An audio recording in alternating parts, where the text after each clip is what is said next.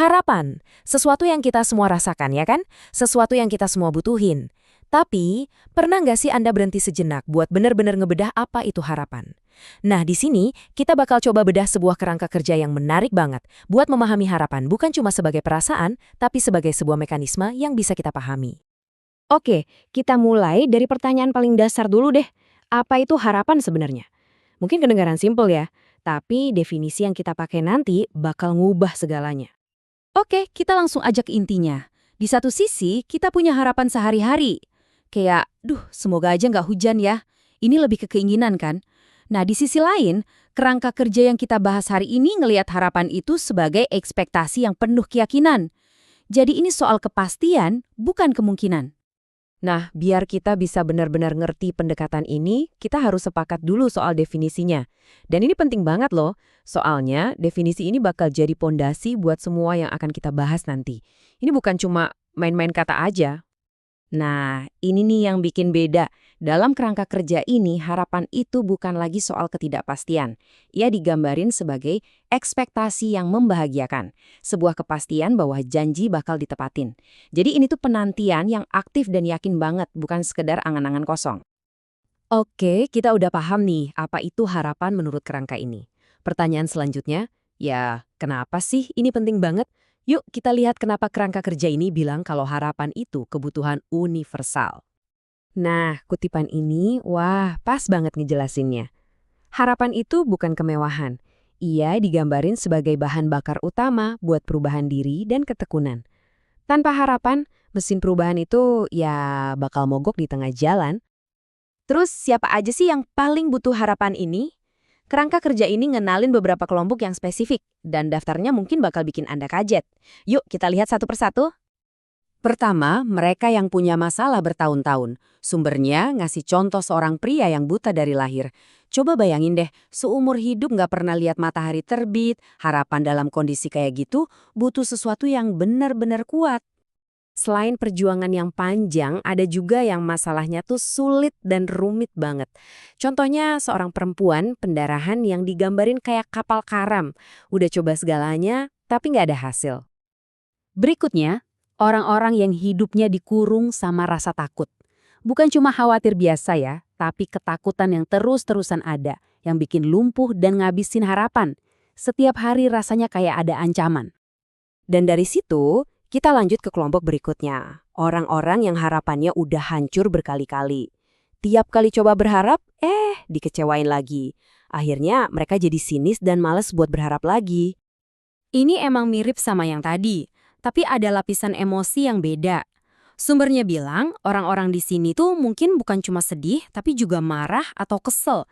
Mereka udah coba macem-macem cara, bahkan udah berdoa. Tapi rasanya kok nggak ada yang berhasil. Nah, ketika semua ini numpuk, akibatnya bisa jadi serius banget. Kerangka kerja ini secara khusus nyorot kelompok ini sebagai kelompok yang butuh banget intervensi harapan.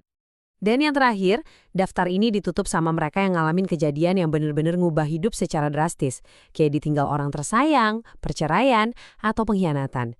Guncangan yang bisa ngeruntuhin pondasi harapan dalam sekejap. Oke, kita udah bahas siapa aja yang butuh harapan. Sekarang, kita pindah ke bagian di mana caranya. Kerangka kerja ini nggak cuma ngediagnosis masalahnya loh, tapi juga nawarin metode praktis buat para konselor buat nanemin harapan. Nah, ini nih intinya. Ada 4 langkah utama. Pertama, dasarnya harus janji-janji dari kitab suci. Kedua, dan ini yang paling unik, tanggapi kritik diri klien dengan serius banget.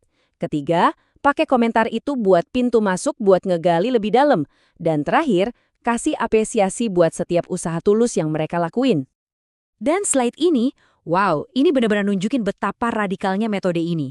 Coba bayangin, Anda denger respons kayak gini. Bukannya ngebantah, konselornya malah ngajak Jun buat ngejelajahin omongan negatifnya sendiri. Ini momen yang bikin kaget, tapi kuat banget dari studi kasus di teksnya. Terus, logikanya gimana? Sumbernya ngejelasin ini sebagai balon percobaan. Jadi omongan negatif klien itu balonnya.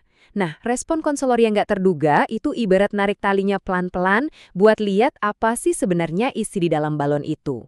Akar dari semua perasaan negatifnya.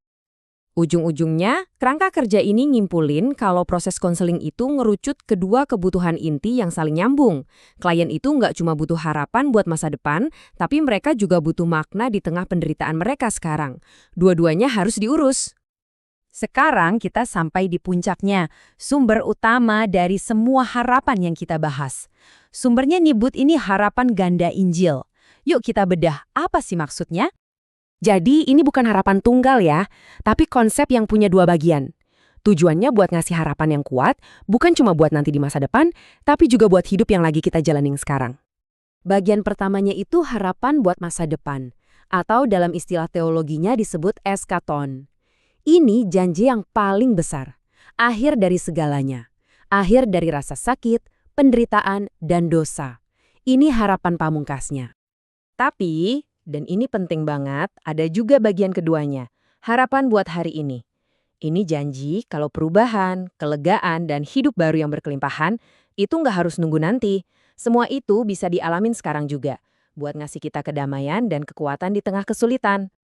Nah, setelah kita ngebahas semua ini, kita balik lagi ke pertanyaan yang lebih personal. Coba bayangin kalau kita benar-benar nganggep harapan itu sebagai sebuah keyakinan yang pasti, bukan cuma perasaan yang datang dan pergi.